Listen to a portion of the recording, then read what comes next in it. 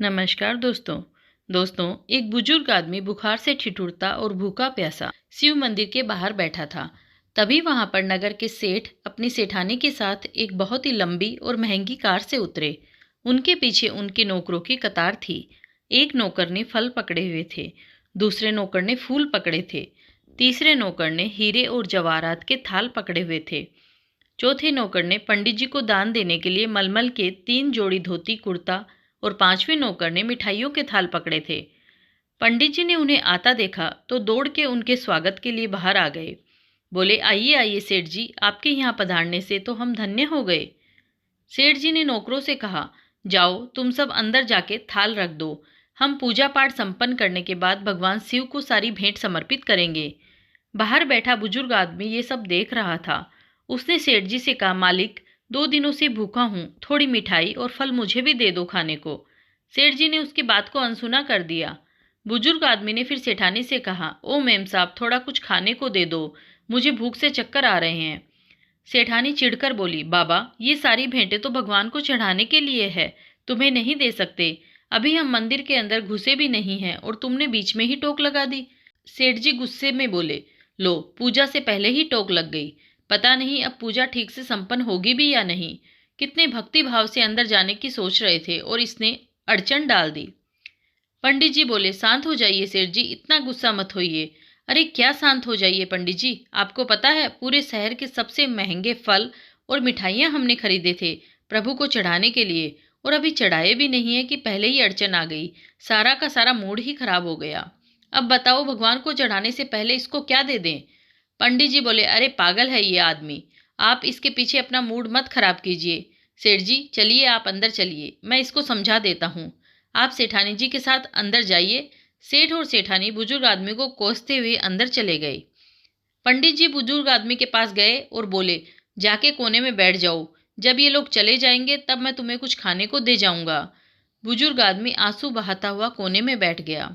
अंदर जाकर सेठ ने भगवान शिव को प्रणाम किया और जैसे ही आरती के लिए थाल लेकर आरती करने लगे तो आरती का थाल उनके हाथ से छूटकर नीचे गिर गया। वो हैरान रह गए, पर पंडित जी दूसरा आरती का थाल ले आए।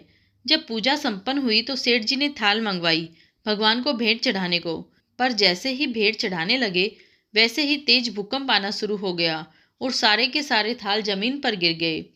सेठ जी थाल उठाने लगे। जैसे ही उन्होंने थाल जमीन से उठाना चाहा तो अचानक उनके दोनों हाथ टेढ़े हो गए, मानो हाथों को लकवा मार गया हो। ये देखते ही सेठानी फूट फूट कर रोने लगी। बोली, पंडित जी देखा आपने, मुझे लगता है उस बाहर बैठे बूढ़े से नाराज होकर ही भगवान ने हमें दंड दिया है। उसी बूढ़े की अड़चन डालने की वजह से भगवान हमसे नाराज हो गए हैं।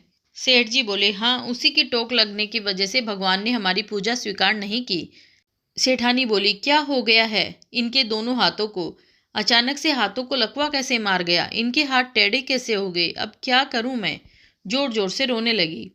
पंडित जी हाथ जोड़ के सेठ और सेठानी से बोले, माफ करना, एक बात बोलूं आपसे? भगवान उस बुजुर्ग आदमी से नाराज नहीं हुए हैं, बल्कि आप दोनों से रुष्ट होकर भगवान ने आपको ये दंड दिया है।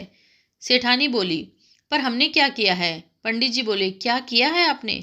मैं आपको बताता हूँ। आप इतने महंगे उपहार लेके आए भगवान को चढ़ाने के लिए, पर यह आपने नहीं सोचा हर इंसान के अंदर भगवान बसते हैं। आप अंदर भगवान की मूर्ति पर भेंट चढ़ाना चाहते थे, पर यहाँ तो खुद उस बुजुर्ग आदमी के रूप में भगवान आपसे प्रसाद ग्रहण करने आए थे। उसी को अगर आपने खुश होकर कुछ खाने को दे दिया होता तो आपके उपहार भगवान तक खुद ही पहुंच जाते। किसी गरीब को खिलाना तो स्वयं ईश्वर को भोजन कराने के समान होता है। आपने उसका तिरस्कार कर दिया तो फिर ईश्वर आपकी भेंट कैसे स्वीकार करते?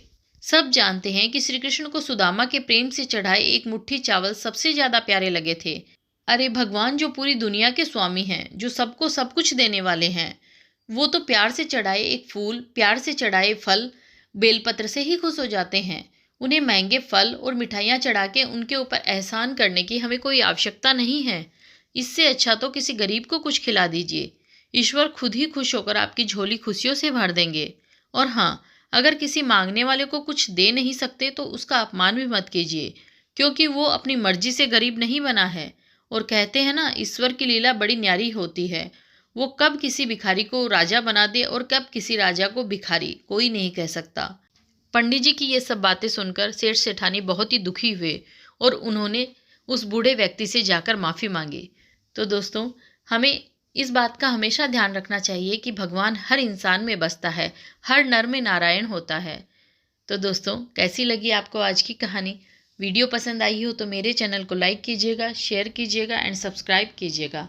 मिलते हैं किसी और वीडियो में, तब तक के लिए धन्यवाद दोस्तों।